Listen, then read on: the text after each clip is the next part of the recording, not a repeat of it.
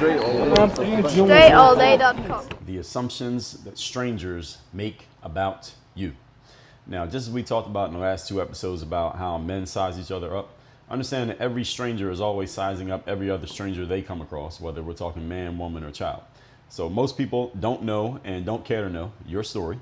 They don't know and don't care to know your resume or your reality, what you're dealing with in your life and what you got going on. Most people don't give a damn about any of that shit the same way that you don't care about that shit for most of the people you come across. And they never will. They're not even trying to figure it out. But even though that's true, understand this and think about this. You do it to other people. People will still put you in a box within mere seconds by simply looking at you. Is this true? Do you put people in a box within mere seconds by just looking at them without knowing anything about them? You just decide who they are, what they're about, and after you make that quick snap judgment, you just keep it moving with the rest of your life. Malcolm Gladwell wrote a whole book about this called Blink, and many others have written books about it too, but that book is probably one of the most famous about this exact thing. If you haven't read that book, I suggest you do. Now, there are some things that will be based on your presence, on your appearance, on your energy, any signals that you're giving off, even if you don't realize that you're giving off the signals. All of these things matter. On even your smell. If you have a distinctive smell and people note it. If there's something distinctive about the way you clothe yourself, people note it. People can note your height, your dress, who you're with, what kind of car you're driving, what kind of sneakers you have on. All of these things, people put you into boxes and make decisions about you based on them. And again, each person can make different decisions based on different things because different stuff means different things to different people. For example, I was at the park with my son about 2 weeks ago, and this kid came up to me, and my son is, as of this recording, 3 years old. And this kid was a bit older, maybe 5 or 6 years old. And he's looking at my son. He's also looking at me. And he said, he looked down at my feet, and he said, "Are those Jordan sneakers you have on?" And I did have on Jordan sneakers. I wear Jordan sneakers often. I said, "Yeah, they are Jordans." And then he was telling me how he has Jordans back at home and something that he was saying. Now, most 5-year-olds may not even know what Jordan sneakers are. Most of the kids at this park probably don't even care if I'm not some kid. If I'm walking around in Jordan sneakers, they probably don't care. But to this kid, it mattered. I'm bringing that up to say that, again, to some 5-year-olds, it matters. And to most 5-year-olds, it probably doesn't matter. It depends on who they are, where they're from, what their orientation, right? So this kid was, I don't know, maybe he was mixed, half black or something. And I'm sure a fully black kid will probably know what Jordans are, but some white kid might not know at all, might not care at all what Jordans are. Now, the whole point being, different strangers make different inferences for different reasons based on who they are, but they're all drawing it from who you are and what you're presenting. So let's talk about how you can make these assumptions work in your favor rather than against you. That's the point. Point number one, today's topic, once again, is the assumptions that strangers make about you. Number one, appearance is the first filter. Let's not pretend that this doesn't matter. Some say when it comes to relationships and dating and the open dating market, it's what's on the inside that counts. Bullshit. I mean, it's not that it's not true that what's on the inside counts. What's on the inside does count. Okay, but what's on the outside counts too, because if I don't like what I see on the outside, then what's on the inside is completely irrelevant because we're not getting that far. Is this true? All right, all of you, every single one of you, unless you're a completely asexual individual, all of you understand what I'm saying. Male and female, young, old, black, white, doesn't matter. What's on the outside does matter. If you are not physically attracted to that person, then what's on the inside, that's cool, whatever you got on the inside, but I'm not even trying to find out what's on the inside. All right, how you look does matter. And this episode is not about dating. The point is, however, that appearance is the first filter, is the first thing that people notice about you. And if there's something about your appearance that turns people off, then everything else about you it essentially becomes irrelevant because they're not going to hear the rest because the appearance already told them to block you out and say, all right, this person is not worth listening to. When I was going to do my first ever speaking gig, this is 2015. And I remember I was talking to my wife and she was saying, "Hey, what are you going to wear on the stage?" And I told her I was going to wear whatever business quote unquote clothing I had at that time. This is before I had a closet of suits. And she said, "You can't wear that on the stage." What I was describing to her, she had seen it before. She said, "You can't wear that on the stage." She said, "The reason you can't wear that is because if you're on the stage, this is a business themed event." She said, "If you get on the stage talking about business, but your clothing is cheap, it looks like you don't have any money and you can't even afford nice clothing, why would anybody take your word about business, even if what you said is true?" And she was 100% correct. at the time, I didn't understand this. I thought that if your content was good enough, then it didn't matter what you look like because the content ruled the day. But I was wrong. She was right about this. The way you look does matter. And if you're saying some bullshit, but you look like you know what you're talking about, then people will listen. And if you're saying some smart shit, but you look like you don't know what you're talking about, people won't listen. This is just the reality of the situation. This is human nature, everybody. And you should embrace this and learn to use it. So what you wear, how you wear it, how you're groomed, your body language, these all set expectations about you before you speak. Even if you don't speak, they all set expectations. People will assume your level of competence, status, and personality just from how they see you. I've told you all many times already. How many times people come up to me, ask me if I'm a lawyer, ask me if I work in finance, even though I'm not a lawyer and I don't work in finance. Now, why do they make this assumption? Because they see this guy walking around with a suit on. They see me consistently. They say, okay, consistency and a suit, he must be some type of professional. Okay, what professional wears a suit every day? Okay, somebody who works with money or somebody who works in the courts, a lawyer. Now, there's a lot of other things you can do, but again, human nature. I have an active experience, as I told you, the ways that I'm being perceived. During business hours, the proverbial Monday through Friday, when I'm in a suit, people see me, they assume a business guy, professional guy, entrepreneur, and often they're comfortable enough to ask me and or assume that I'm one of these things. All right, wearing a suit also makes me more approachable by certain people. I tend to get approached and spoken to about this by an older demographic when I'm walking around in a suit. I've had people in my condominium assume that I'm part of property management. I had some guy I met once, and he was a casual dressing guy. I found out that his business was like something about walking and feeding dogs. It was like this dog care business that he had. And down here in this area of Miami where I'm in, there's a whole bunch of people with dogs. There are more dogs than kids. So all these people had dogs. So he had this whole business about, I don't even remember what exactly the business did. But he was a casual dressing guy, always in shorts, t-shirt, every day. And when I had seen him a few times, but I never talked to him. So one day I'm talking to him, and after we exchanged names, he said, well, you obviously work here. So, and then he started going into his question. I said, I don't work here. And he thought I worked there at the building. He thought I was part of property management because I guess he had seen me sitting in the lobby areas of the building, sometimes sitting on my laptop. So I guess he thought I was just working. Like, yeah, I was working, but not for them. I don't work for this building. But anyway, again, it was an assumption that he made. I've had people assume, as I said, finance, lawyer. One thing that's never been assumed when I'm walking around in a suit. You want to know what it is? One thing no one ever assumes that I am when I'm walking around in a suit. No one ever assumes that I'm an athlete. I've never, when I'm walking around with a suit on, had a person walk up to me and say, are you a basketball player? Not one. Even though I have been a basketball player, a professional athlete at that. I'm tall, but I'm not that tall. I'm 6'4", so I'm tall enough that if I told you I never played a sport, it would be acceptable.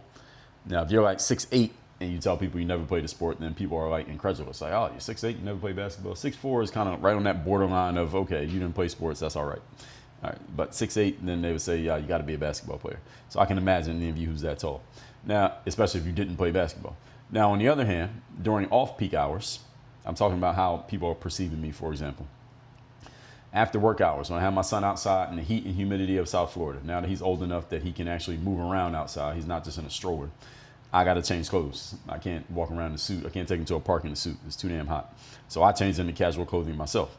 T-shirt, tank top, basketball shorts, basketball sneakers. And if you see me on the weekend, I'm dressed like that. Now, when people see me in this attire, no one ever asks me if I work in finance or if I'm a lawyer. Never.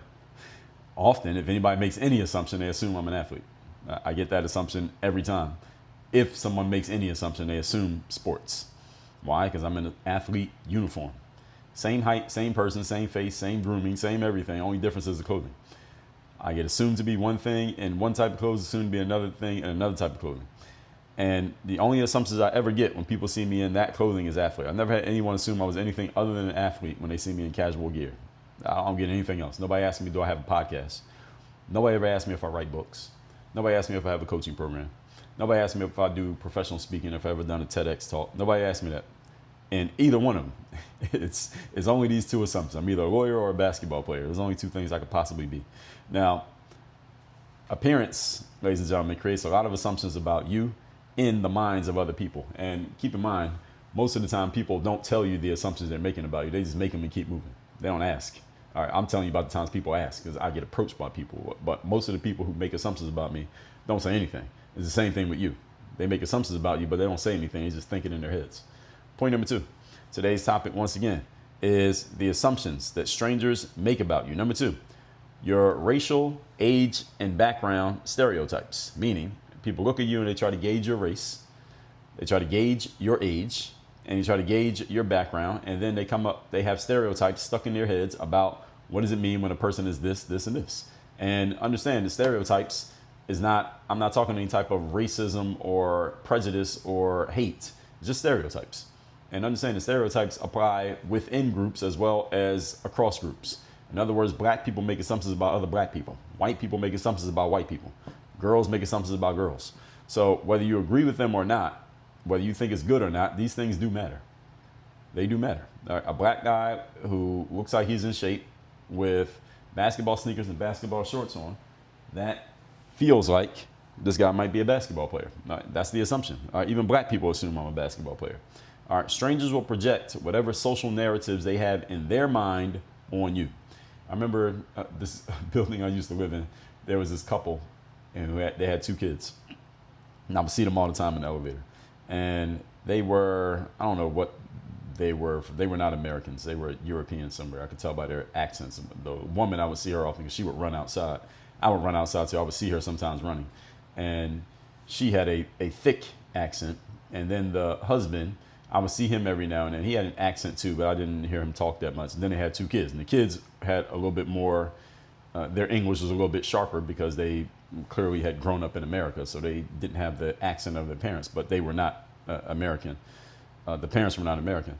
And when I would get in the elevator, the boy was a little bit older and the girl was younger. The boy was probably maybe 9 or 10. The girl was like 7 or 8. And I would get in the elevator and the girl would say, she would be talking to her mom in a different language. So whatever language they spoke. So the kids were bilingual. And the girl would say, Miami Heat. I would get it. She'd say Miami Heat. Because she looked at me and I looked like a tall, athletic, look at his clothing, basketball player. And she knew who the Miami Heat was. And her mom would like say something back to her because it was clear they were talking about me. Because she would talk about me to her mom when I got in the elevator, but she wasn't speaking in English. Her mom would say something back to her and then she would say something and the mom knew that I understood what she was saying. I would kind of laugh at it, but it was funny. But anyway, the whole point is strangers project onto you whatever social narratives they have in their minds. So in my casual gear with a black guy, again, in Miami, it contributes to a stereotype. Now, it doesn't bother me because I actually did play basketball. Even if I didn't play, I wouldn't mind. I would say, yeah, my name is LeBron James. So at least I look like I am. Now, combine that with the fact that, especially in casual clothing, people assume I'm younger than I am. As of this recording, I'm 43 years of age. No one ever tells me I look like I used to play sports. They always say it in the present sense. So, are you a basketball player? Neighborhoods that I am in play a role in this, assuming that, again, when I'm in a suit, for example, people assume finance or law, because there are finance and lawyers who do live in the places that I live. Remember when I lived in a heavily residential part of Miami around 2007 or 2008. Here's another example. And a door-to-door saleswoman knocked on my door. This is an older white woman. And she wasn't that old. She was probably 45. And I answered the door. At this time, I'm maybe 26, 27 years of age. Okay? No suits, casual clothing. I opened the door, and you know what the first question this woman asked me? Do you want to know what this woman said to me? She said, "Are your parents home?" That's what she said to me. She said, "Are your parents home?" Mind you, I'm 26 and 27 at this time. But I guess I looked younger than I actually was. And I didn't even say anything. I just looked at her. I didn't say anything. I didn't respond at all. And then she just went straight into her sales pitch. I got rid of her and turned her down. She left. I think she was kind of embarrassed the fact that she asked that question. She didn't apologize for it, and she just went on to her pitch when I didn't say anything back to her. The point being, her experience of life told her that someone of my background, whether that be my age, my race, or probably a combination of both, was that I was probably not the main adult living in this house. Now, she was wrong, but I didn't take it personally. I just took it as she knocks on a million doors a day. This is probably her expectation. Anyway, point number 3. Today's topic, once again, is how strangers make assumptions about you and what those assumptions are that strangers make about you and how you are contributing to them. Number 3, how you enter sets the tone. People get a feel for you based on how you walk into the room. As a senior in college, being that I was a business major at Penn State University, you had to complete an internship to graduate. And ahead of that internship, our internship coordinator she had us do a series of, well, she had each one of us do a mock interview. So it was probably like 40 of us in the class. So she did a mock interview with each one of the students. And it was her, the woman who ran the program, and then she got a couple of business people from the town to come in and help her with these mock interviews. And one of the things that she stressed, the only thing I remember about the mock interviews, was what she called the rules of 12. It simply meant that people noticed 3 things related to the number 12. The 12 inches from the top of your head down to around your collarbone. In other words, the cleanliness of your suit, your tie knot, your grooming. If you're a woman, the makeup on your face, your lipstick, all of that stuff, your hair, whatever that is. The bottom 12 inches from the ground up through your calf muscle. So those are your shoes, your socks, the cleanliness of your pants, etc. Women, maybe your pantyhose if you have lotion on your ankles. And then they make a quick judgment about you based on your energy and presence in the first 12 seconds, not minutes, 12 seconds of engagement. And that's what I'm talking about right here, because this was absolutely correct. Those 3 things she said about the rules of 12 are still true to this very day. People, when you walk into a space, people are judging you. First of all, they look at your face, of course. And if you have something on your head, what your hair looks like, and up through your collarbone, then they're looking down at the bottom of you, what you have on your feet, how you're walking and carrying yourself. And then they're just judging your energy in the first 12 seconds. And they make a judgment based on that right there. Even if they may talk to you after that, even if they don't talk to you, they made a judgment about you already. That's what I'm talking about right here. When you walk into a space, are you carrying yourself as if you belong there, or are you looking like you're sneaking in? I talked about this a couple days ago. When you walk into a condominium building, the front desk people are sizing you up. Does this person belong here or not? And they can just tell by your energy the way you walk in. This is an interesting thing to note. Again, especially as I said, the front desk are watching you. They're trying to figure out, do you need their help? Do you not need their help? Should they stop you and ask you questions and make you go through whatever their process is? Or should they just leave you alone and let you walk through? Again, even if they don't know who you are. You walk in there like you belong there, they won't say anything. You walk in like you don't belong there, then they stop you, and they sometimes can be jerks. Sometimes, depends on who they are. All right, so when you don't know which way to go, you walk into a building, you don't know, is the elevator on the left or on the right? You're trying to figure it out. All right, they can tell. They can read that in you really quickly, and those are the people who get stopped. So it makes perfect sense. So if you ever sit in the lobby in a building like this, even if you could do this at a hotel or casino, the hotels and casinos are a little bit different because they always have so many stragglers walking in and out. But you'll notice this very thing. You'll probably be able to tell with 80% certainty who's been there before and who's walking in for the first time, just based on the way they walk into the room. And by the way, this is going to be a 2-part series. So tomorrow we got another entry into what we're talking about here. So let's recap today's class, which is the assumptions that strangers make about you. Just like we talked about men sizing each other up, strangers make assumptions about you. And what we're talking about this for is so that you can start to control it and start to have this conversation work in your favor on purpose. Number 1, appearance is your first filter. What you wear, how you're groomed, your body language, these all set expectations before you say anything, even if you never say anything. Number 2, your racial age and background stereotypes. People have stereotypical ideas in their heads about people like you. Girls who dress like this, men who wear these kind of sneakers, people who are of this race, guys who are this tall, girls whose body looks like this. People make assumptions about you, and their frame, before you give them a reason to change it, or if you ever give them a reason to change it, is going to be based on those assumptions. You can't control those assumptions, but you should know what the assumptions are so that you understand why other people may be perceiving you the way that they're perceiving you, because then maybe you can do something about it. Number 3, how you enter sets the tone. Again, my college internship professor, she told us about the rules of 12. The 12 rules from the top of your head on down. The 12 inches from the top of your head on down. The 12 inches from the ground up through your calf.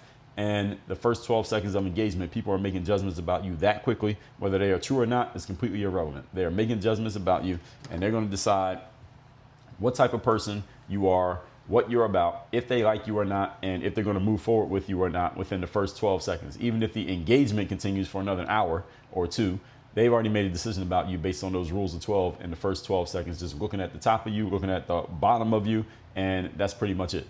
Anything you say after that is just a multiplier of what they already decided. This is how quickly humans make decisions. So next time any of you as a human being says you need a day or an hour or a week or a month to make a decision, that's complete bullshit. You already made a decision. You're just coming up with a way that you're going to explain your decision or try to get away from making a decision. That's really what you're doing. But that's a different discussion for a different day.